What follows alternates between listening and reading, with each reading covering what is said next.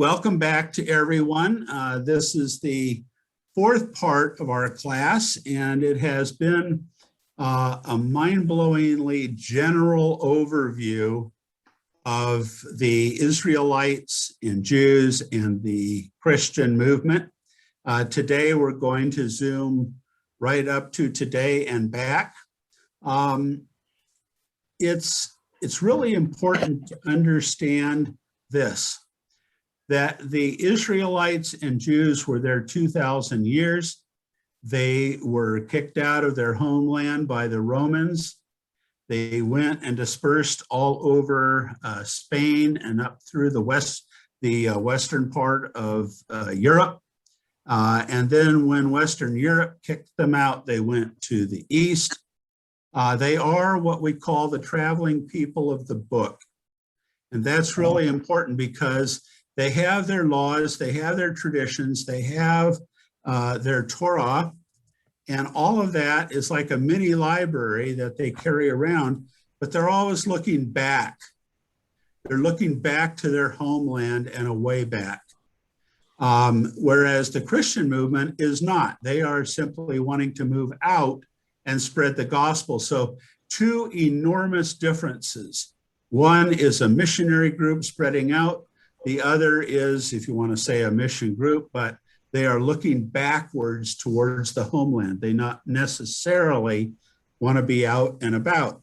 Well, you'll see some of that in our video today, but I want to just say how ironic it is that we sit here today on the brink of another Israeli-Palestinian war. And the reason that that's so sad is that in 1920, there were some hello Maggie, there were some mind-blowingly technical DNA studies done on a large group of Palestinians and a large group of Israelites. And guess what? 60% of that test group, 60%, and there were thousands in those groups, tested identical almost in terms of their genetic background. So we can all say, yeah, hey, back, our DNA takes us back to caveman times or back to paleo times. These folks are related as early back as the Babylonian captivity. It's not that long ago. They are, a lot of people today refer to them as blood brothers, as cousins, and yet here they are again. I listened to the radio this morning. The hatred on both sides is just mind-blowing. And each side has their particular bent. And I would love to get into all of that, but we won't today.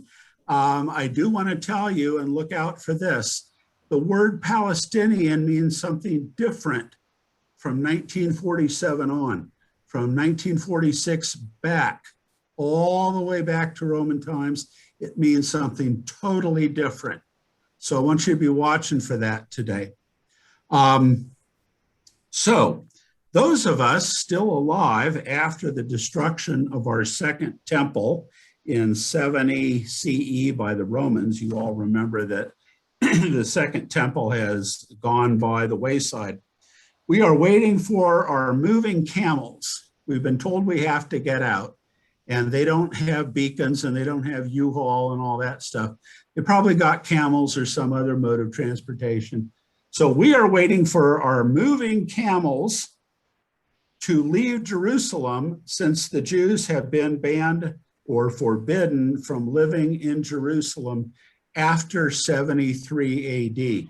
And if they weren't banned at that point, for the most part, by 134, when a guy named Bar Kokhba comes along, and there is yet another rebellion, they are definitely gone after that, because there are hundreds of thousands of Jews killed in that time span. So at the same time, those people of the way, that's us Christians, will later be called Christians. But in that first century, we are definitely people of the way, or there are some other names, but they aren't Christians yet. We're still in Jerusalem, though some of us have left to go to Asia Minor. Where is Asia Minor? It's up around Turkey, it's up around the upper side of the Mediterranean coast. And we happened to follow a man named Jesus who was crucified. Or as hello, Steve and Elizabeth, there you are. Hi, Liz and Steve. We happen to follow a man that the Roman writer Tacitus called Christus. It is the only extra biblical outside of the Bible reference to a historical Jesus. In his writings, he's got this little bizarre tag piece when he's writing about the Christians and so forth. He said, they are the ones who follow Christus. That's all. He basically said they were a ragtag motley group, but that is the only reference to the historical Jesus. So we are moving up to the Mediterranean coast as Christians. We're up in Corinth, Galatia, and even as far as Rome. Now, you guys need to look at a map to realize if you're on foot, just how far away that is from Jerusalem. His friends, Peter, James, and others, about 30 years before, were having some success in persuading some of the Jews to join the movement, but not a whole lot, frankly. But I heard there was some disagreement between Peter and Paul about bringing Gentiles into the Jewish community. As you can imagine, some of the thinking gets to become different. Well, in your day of 2021, all you think of Christianity and Judaism, you think of them as completely separate, totally separate from one another. But back when we were suffering under Roman oppression, our Jewishness and this man they called Jesus, they were very blended. You would not have been able to tell a whole lot of difference between the two movements back then. You certainly can today. Christianity's scripture is still being formed way back when. The Jewish people, although diverse in belief and spread out by distance, have one thing in common after 2,000 years. The Torah, Genesis, Exodus, Leviticus, Numbers, and Deuteronomy, their law and their traditions, their scripture is formed. The Talmud is not terribly far behind. Christianity's identification is still in its infancy, and the Jewish people have a 2,000-year identification, and they will be everywhere except home. Their identification is ancient. For Christians, Jerusalem is not necessarily home. Nice place to visit. A lot of pastors take people over there. But the bottom line for Christians is they are a gospel and a movement that spreads out without necessarily a home. So with that in mind, I'm going to put you all, Sheila's going to help me here, on Admit. You're going to share the screen. Is that right? Right, share screen, yep. And then we make sure you check mark Share that screen. one and that one. Optimize. And that's Click. already checked. Share. Share. Okay. And then What do we get do? rid of this. Sheila. Hang on. Hang on. Sorry, guys. Hang tight. There he is.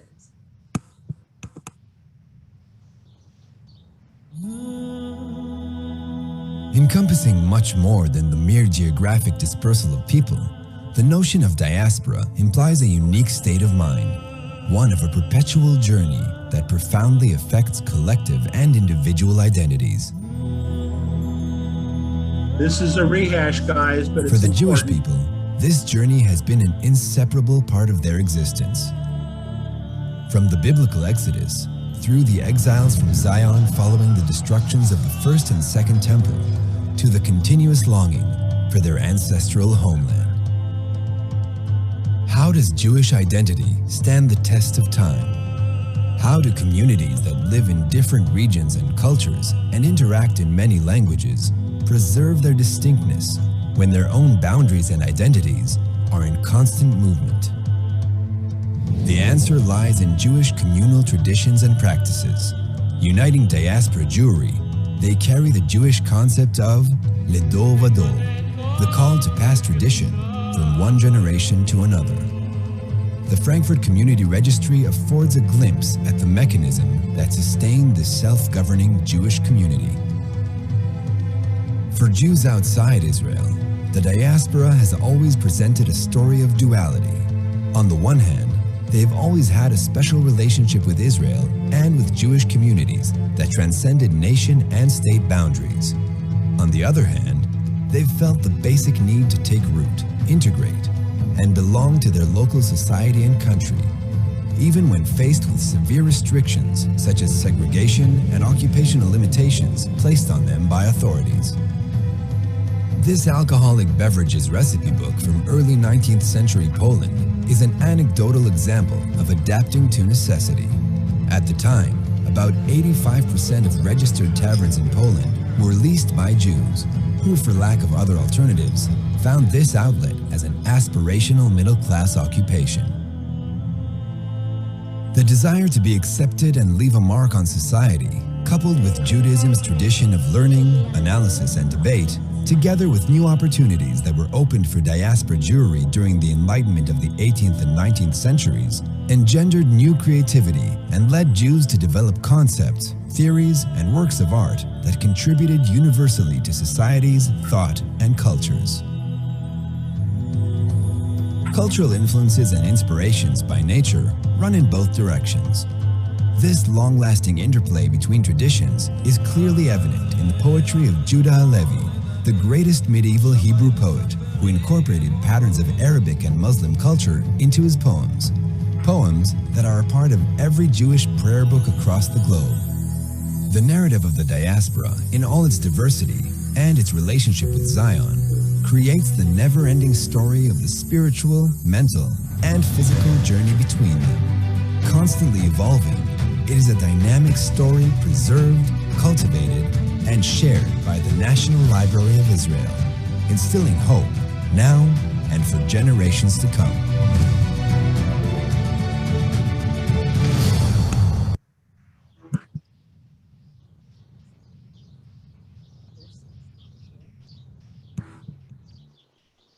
Okay.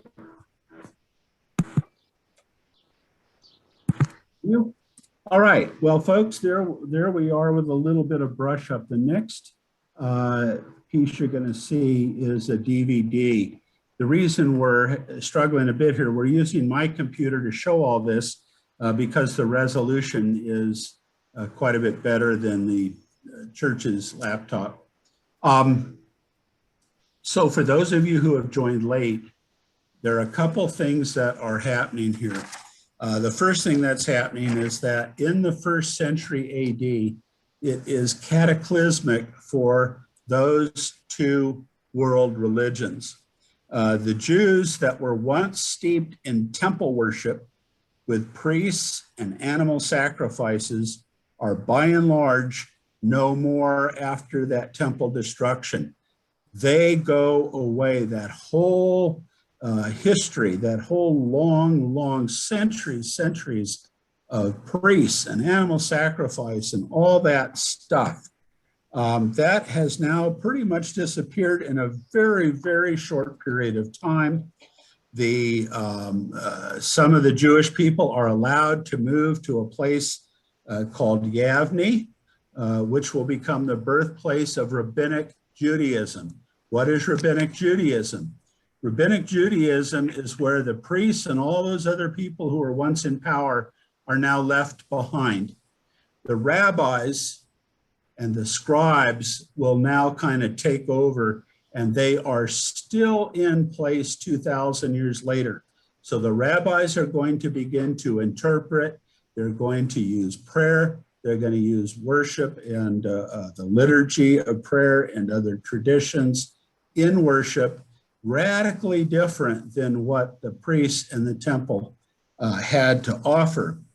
It's important to know this because when the Romans kicked the Jews out of Jerusalem and out of that area, they were allowed to move up to this place called Yavne and up to the Galilee district, and beyond. Frankly, for the Romans, they wanted the Jews to move anywhere but where they were. Then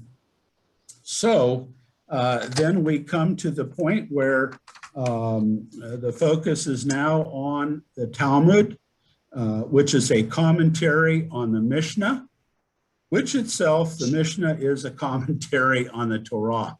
It's really important to understand that this Talmud is like the steering wheel of the car. The Mishnah comments on the Torah, but it is the Talmud that comments on the Mishnah and the Torah at the same time.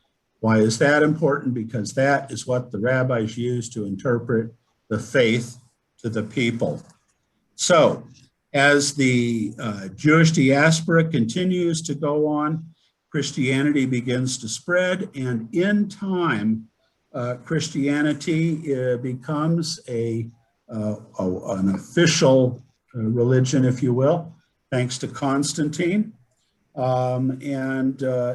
Later on, a few centuries later, Islam is born, and it too begins to spread. And in fact, as you remember, the Assyrians, Babylonians, the Greeks, the Romans, all of those people occupied all those lands. But in time, the Islamic movement took over that whole area as well, up until around the time of the Crusades. Well, when Israel is established around 1947, the Jews now have an official home in their ancestral lands. They will defend it with their lives. As I said earlier on, it is ironic today that the Palestinians and the Jews are at each other's throat, literally. The Israelis have had to deal with the Egyptians and all the others before them, and now they are back home after 2,000 years. So where does that leave the Palestinians? It leaves so here very quickly, because I'm looking at the clock, the area of the Levant, that whole stretch of Israel up from Egypt, that whole area prior to 1947 was called the Palestine region or the Palestinian region. The Romans started that name. It meant everybody in that region prior to 1946. So at the time, there were a number of what we would call Palestinian Jews in the area. That no longer is the case after 1947. They have dropped the Palestinian part. I told you about the 20th century DNA of how closely 60% at least of that test group of Palestinians and Jews were related. So where does that leave us then by the 4th century, which is where this next video is going to pick up? Christianity was spreading like wildfire. Constantine, as I said, made it the official religion. The Jewish people are diverse and scattered, but their identification is solid. They will move up and around through Rome. They will go out through Greece. They'll move out through Turkey. But most importantly, watch where they go when they start to move towards Andalusia, which is also Spain. So the important thing is that no matter where the Jews go, and they go a lot of different places, the reason they are held together is because of the Torah, their traditions, and the Talmud, which is all of it, the law. So we're on to our next DVD, and let's see if I can remember how to do this. Share screen, click on that, click share, and close that up. Oh, I know what. I need to turn on my, there we go. Be right there, guys. My computer is fairly new, but it doesn't have a DVD player, so I'm having to use my external player. Hang on, Sheila. Use this as the 1 minute bathroom break.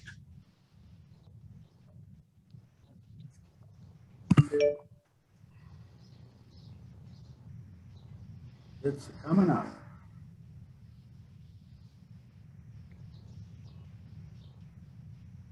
Was coming up. There we go.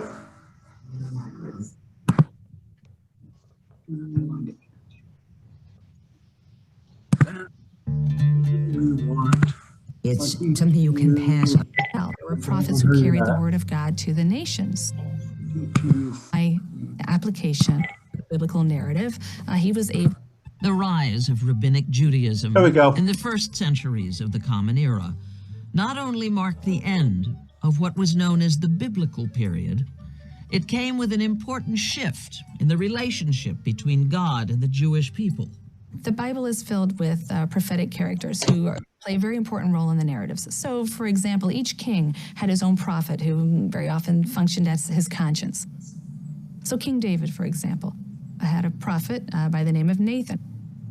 And when God was upset with David, according to the biblical narrative, he was able to send a message to David through his prophet Nathan.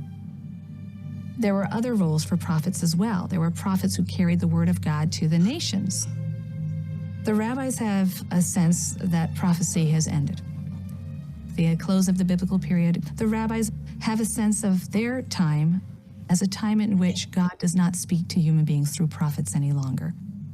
The word of God or the will of God can be discovered by application of one's reasoning intelligence to the interpretation of Scripture. The prophet has given way to the sage. With the passage of not only prophets, but also priests, the destruction of the temple, which was, of course, organized and run by priests, is now no longer available either as a medium to the divine. So access to God's will for the community was through the scribe, the sage, the rabbi, who knew how to read and interpret past revelation. This is a brilliant strategy because, on the one hand, the rabbis asserted that their world was radically discontinuous with the world of the Hebrew Bible. But at the same time, they asserted their own role in interpreting the Hebrew Bible for the needs of the current day. The Talmud is a very sophisticated, document and very modern in lots of ways, so that it's something you can pass on, you can teach. It's portable. You can take it with you. I own the Talmud, and it's just a few books. You can take it on the plane. You don't even have to check it. That's the reason why Jews survive. Jews survive because Jews are the people of the books. The Talmud is critically important for the survival of Judaism.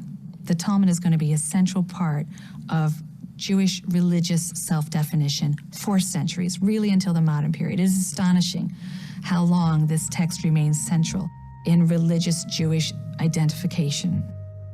The Talmud had strengthened Jewish tradition and observance. It had given Jews across the diaspora a new set of texts to help them respond and adapt to a changing world.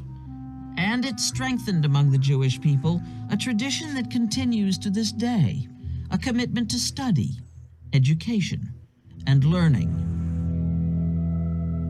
During the period of the Talmud's development, the Jews, most of whom lived under Roman rule, confronted a new difficulty: the adoption of Christianity by the Roman Empire. The Romans allowed the Jews to practice their religion. Judaism was known as a legitimate religion, a legal religion. The Romans, for the most part, until the 4th century, they were polytheists. It's only in the time of 4th century where Christianity is adopted as the official religion of the Roman Empire, and then it starts becoming tricky for the Jews. The legalization of Christianity has a very strong impact on what happens to Judaism. They never outlawed the observance of Judaism. They never said you cannot continue to observe Jewish law if you are a Jew. What they clearly were trying to do in their legislation as time went on was to restrict the expansion of Judaism. While Roman laws changed many times under numerous Roman emperors, the enactment of laws that were oppressive to Jews was commonplace. Jews were prohibited from holding many political positions. For a time, Jews were forbidden to build synagogues or read the Bible in Hebrew. Laws were enacted that prevented Jews from testifying against Christians in court. Jews were not allowed to own land. Intermarriage was forbidden, as was conversion to Judaism. But as restrictive as these laws were, none called for the elimination of the Jews as a people. Jews are allowed to survive, actually, under Catholic Christian law in a formula that was best articulated by Augustine, and that is there have to be Jews around to witness the second coming of Christ. Jews are the preservers of the Old Testament. Their suffering is everlasting testimony to their rejection of Jesus as Messiah. It's both their preservation and their debasement which proves the truth of Christianity. As Christianity continued to spread, another religion on the Arabian Peninsula was taking hold: Islam. Founded by a man named Muhammad in the 7th century, Islam, like other monotheistic religions, held that God had sent prophets of his word. Muhammad, however, was considered by Muslims to be the final prophet sent to deliver God's message on earth. Muhammad begins to preach to the people of the Arabian Peninsula in the early 7th century of the Common Era. When precisely Islam begins to have impact, though, on Jews and Judaism, does not really take place within Muhammad's lifetime, but after the 1st century of Islam after Muhammad's death, as Islam has begun to spread from southern France all the way to Pakistan. It's at that moment that Islam is in control over 80 to 90% of the world Jewish population. While Jews were at times persecuted and sometimes killed under Muslim rule, they did hold special status in the Islamic world because they believed in the Bible. To the Muslims, they were known as al-Kitab, the people of the book. These minority groups had freedom of settlement and movement, they had freedom of occupation, they had freedom of religion. There were times when Jews were harmed. Many times these freedoms were not necessarily honored. There were times when the Jewish religion was not allowed to be observed to the fullest extent. But it's precisely these freedoms that gave the Jews an opportunity to settle with relative comfort in the lands of Islam.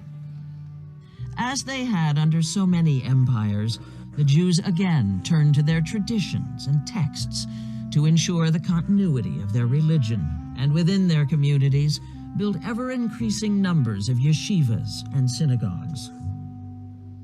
In the Muslim world, I should say, there's been high points and low points, but also there's always been a distinct identity as being Jewish, as apart from the rest of the people. I think the fact that there's been a written law for this long has really helped create a cohesiveness. In the centuries that followed, Jews played vital roles in many Muslim regions. Nowhere was this more evident than in Al-Andalus on the Iberian Peninsula of what is today Spain, a region with a large Jewish community the Muslims conquered in the 8th century. There, a cultural explosion took place for Jews under the patronage of an ambitious Muslim leader named Abd al-Rahman.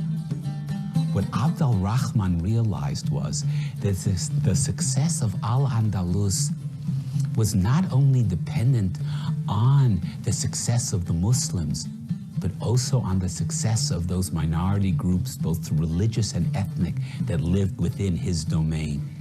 Now you had wealthy Jews, politically successful Jews, connected to their Jewish community, who were now walking amongst Muslim courtiers who were living in a glittering Muslim civilization.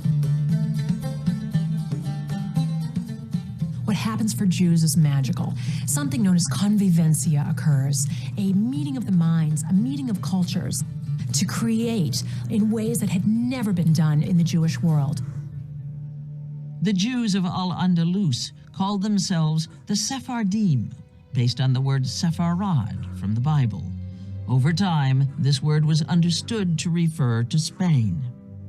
They saw themselves as the nobility of the Jewish people. They saw themselves, yes, as the exiles of Jerusalem. To many, the greatest of the Sephardim was the Rabbi Moses ben Maimon, better known as Maimonides or the Rambam.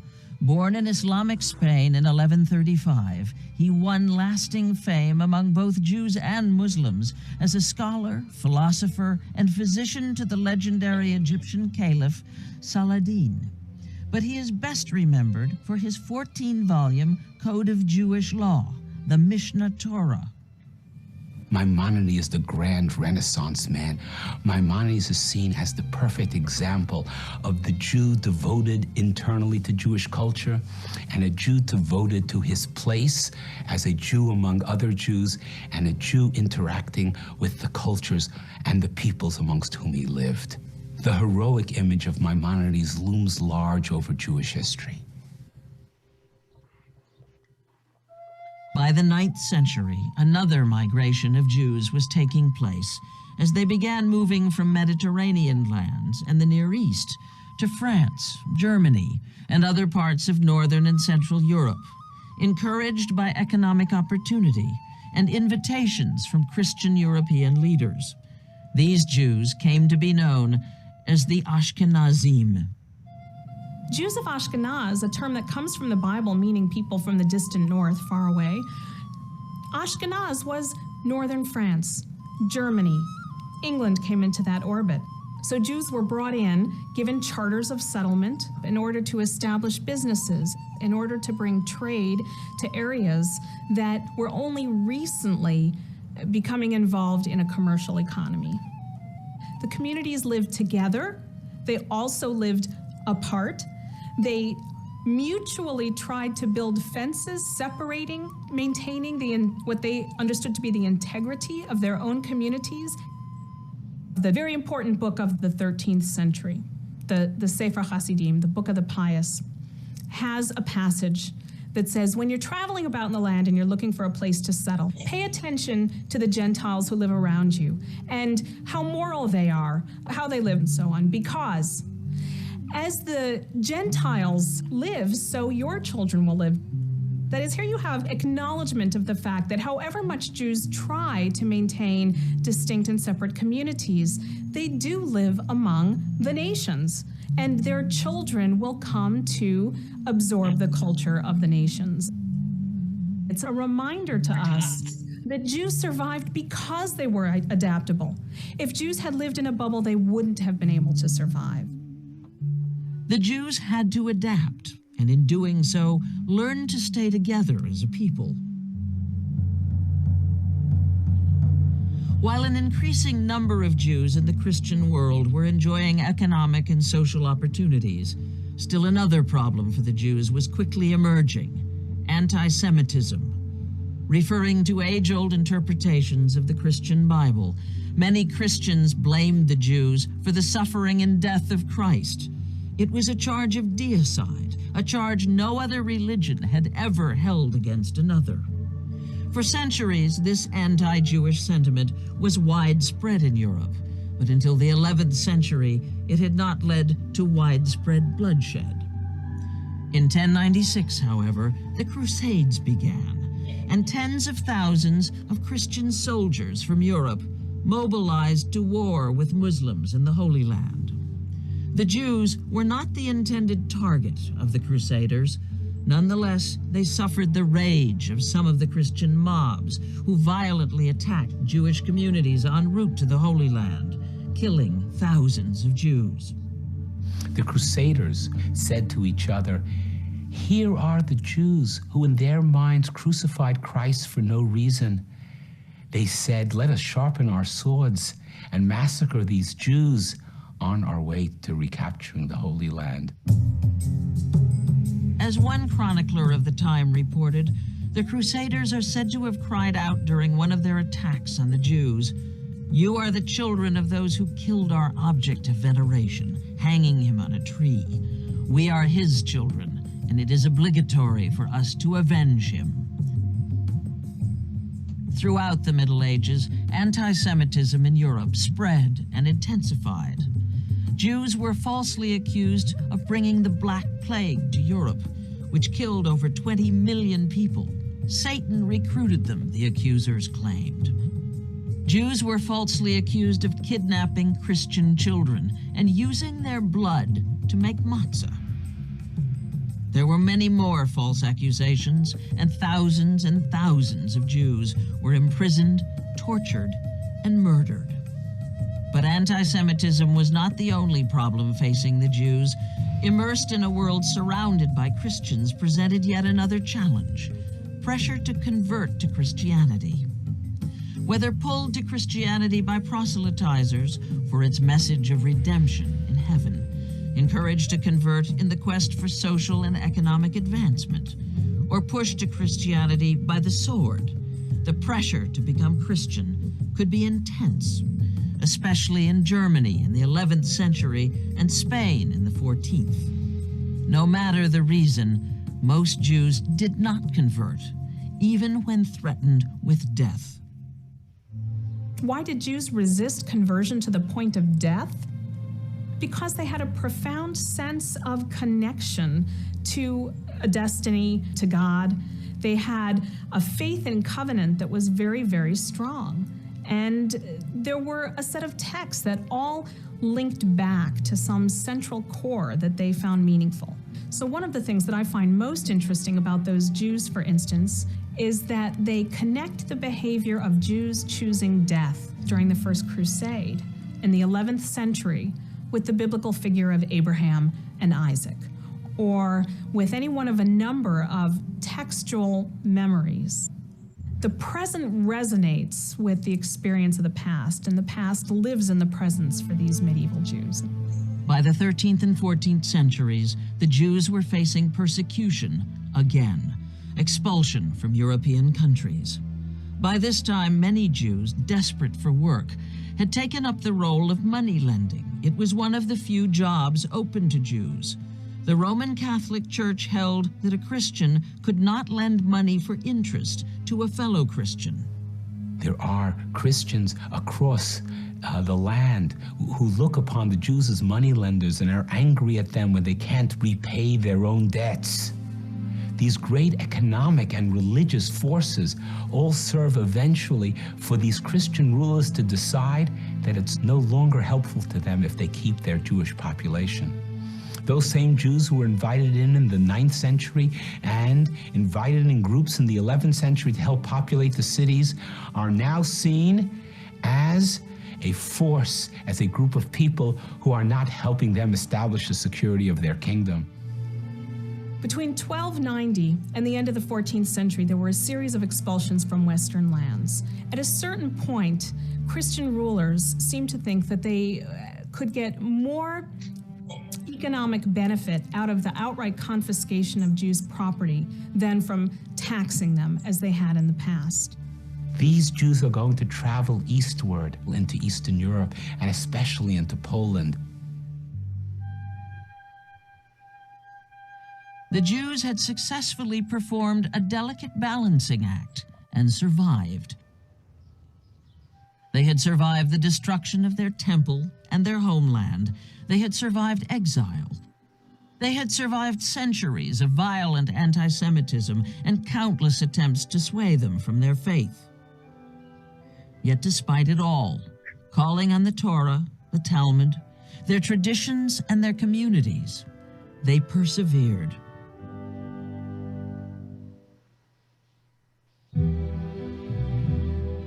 As the Middle Ages came to a close, an increasing number of Jews, primarily from Western Europe, were moving eastward to such lands as Poland, Lithuania, and the Russian Empire.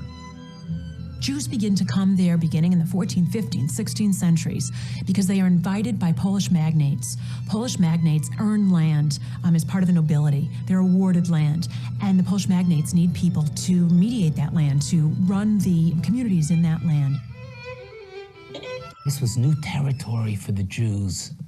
These Ashkenazi Jews were a pioneering society, settling an area of which there were no great traditions of Jewish population. Over time, the Jews in Eastern Europe and the Russian Empire developed tightly knit communities, often in towns known as shtetls. A shtetl comes from the Yiddish stot. Stot means town. When you add the diminutive L or lamed at the end, shtetl, it becomes little town. The proverbial shtetl is not, here's a big not, is not a Jewish town or a Jewish village as is often understood. The Jews are largely a minority, in a substantial minority, something like 40%. They're living intermingled with other people, but the barrier is still there, right? The barrier is clear between who is a Jew and, say, who is a Catholic. The rulers in Eastern Europe and the Russian Empire restricted where Jews could live and limited what jobs they could hold. But they did allow them to govern their own communities and live according to rabbinic law and culture. By 1900, there are probably around 6 million Jews in Eastern Europe. They're there because they find not receptive ground that everybody loves them. Whether you love them or you don't love them is not the question. They serve a function, if you're looking at it from the outside. From the inside, the sociological and political conditions allow the Jews to do something which they've loved, which they've tried to do everywhere else, is to build communities based on rabbinic culture, based on rabbinic law. In every place in the diaspora, the Jews have tried to do this, but they've been stymied by different kinds of circumstances. Here in Eastern Europe, for example, without making it into a heaven for the Jews, as some Polish nationalists do, or into a hell for the Jews, it's a place where there are no expulsions for 6-7 centuries. It's contrary to the experience of Jews in most other places, that you can be in the same place. You can be born in the same place as your parents, your grandparents, your great-grandparents, your great-great-grandparents, your great-great-great-great-great, going back hundreds of years. When I raise this in a class at Columbia or anywhere I teach, I ask the class, how many of you were born in the same city as your parents? How many of you were born in the same city as your grandparents? How many were born in the same city as your great-grandparents? And whether it's a Jewish audience or a non-Jewish audience in America, the result is always the same. It's very few people were born in the same place as their grandparents. And this is anomalous in Jewish history. And it's basically a subsistence economy. They're just making it. They're not rich, but they're not poor. They're making it. And they're making it sufficiently that they can live and raise their children and die and have their children live and raise their children and die in the same place. Throughout these communities, a new language developed, Yiddish. Spoken almost exclusively by the Jews of Eastern Europe, Yiddish became one of the most defining and unifying features of the community. This amalgam, this thing which they call and we call now Yiddish, which is an amalgam of different Germanic dialects and Hebrew-Aramaic words and Slavic words, and some old Italian words that are still in there. When you say the grace after meal, that's benchen in Yiddish, which has been a dicere in Latin, okay, to bless. Okay, it remains there from when they passed through Romance-speaking countries. By the end of the 18th century, the Russian Empire had taken over much of Eastern Europe. In doing so, it brought millions of Jews into its population. Jews were primarily living in the western borderlands in what becomes known as the Pale of Settlement. The Pale of Settlement is a vast territory of land delineated as a bordered territory in 1791 under Catherine II. The Jews are limited in their travel to that area. As in Western Europe, there had always been anti-Semitism in the Pale. But in the late 19th century, political and economic unrest led to far more violence. Destruction of Jewish property was routine. Physical attacks against Jews, known as pogroms, broke out in increasing numbers. Jews were often injured or killed. More restrictive laws against Jews were enacted, and economic competition made it difficult for many Jews to earn a living. and a political movement emerges under the aegis of Theodor Herzl, who lived from 1860 to 1904 and throughout his life worked toward a normalization of the Jewish people. Herzl saw a problem and a solution. The problem was anti-Semitism. The solution was the creation of a normalized Jewish state. The state he hoped to create for the Jews was Israel. Who could have imagined Zionism? A guy who couldn't speak Hebrew, had no knowledge of Judaism, writes a book, and suddenly there is secular political Zionism? What a reinvention. It's unbelievable. The idea of a return to Israel had been almost mythic for Jews. For millennia, they always asked in their prayers to one day return, a prayer echoed each year during the Passover Seder.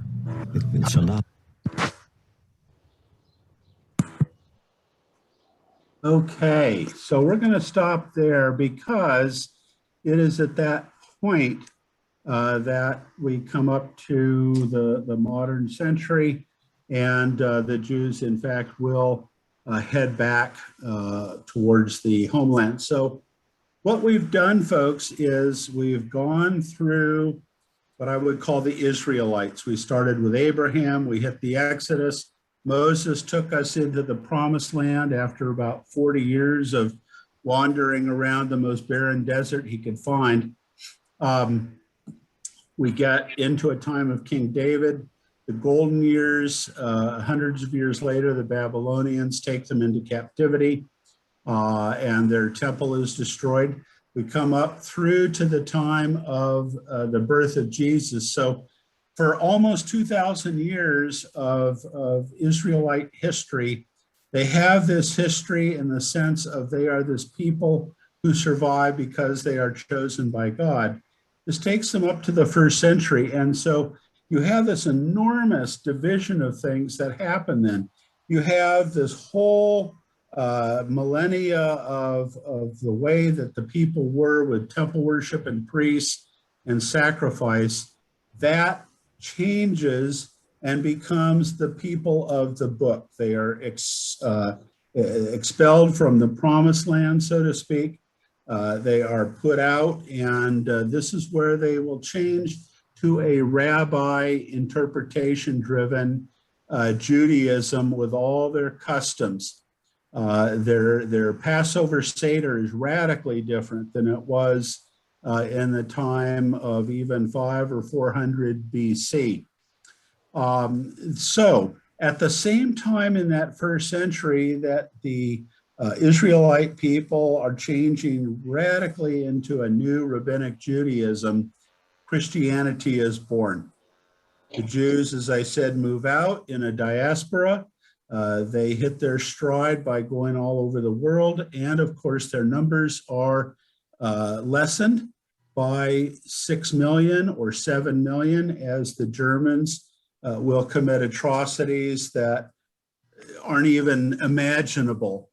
One of our church members, Art Gracious, if those of you who are online today remember Art, Art Gracious was given a distinguished award from France towards the end of his life. He went into several different camps when he was a soldier in World War II and helped to liberate some of the camps. And the hardest thing he remembers seeing that haunted him till the day he died were the Jews that were still hanging on meat hooks in large barracks when he went in to free the camps. And that was for him a trauma that stayed with him until he died. Well, at that point, at that turning point, there is a way back home for the Christians. They have exploded with growth. There are now 4 or 5, I don't even remember the number, close to 4 or 5 billion Christians in the world today. They have spread out, whereas the Jews feel like no matter where they are, Jerusalem is the homeland. The problem is Jerusalem is shared by the Muslims, by the Palestinians, and by the Jews. And that brings us up to today, where we have hideous animosity going on right now in that area. And that's where we leave it. And I just want to thank all of you for taking the time to join with me as a gallery view. Hopefully we have all learned a little something at this point. And rather than Judaism and Christianity being almost one and the same way back when, they're very distinct today, as everything is distinct. So any last minute questions?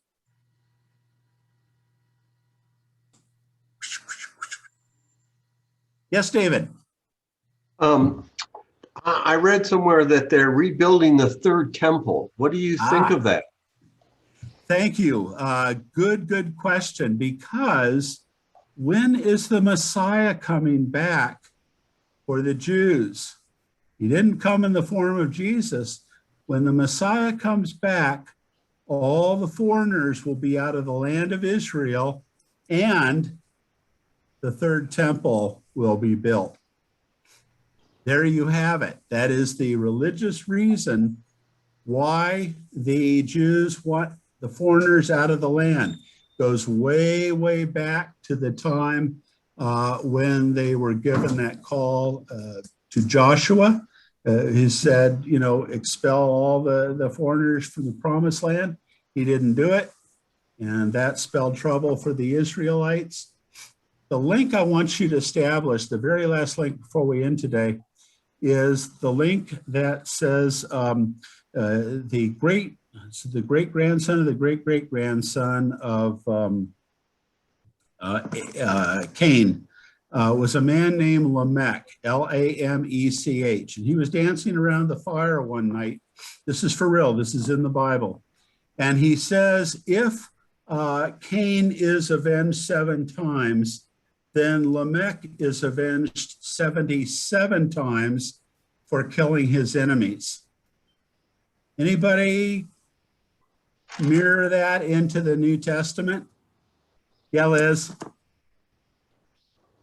That was forgive 7 times, 70 times. Exactly.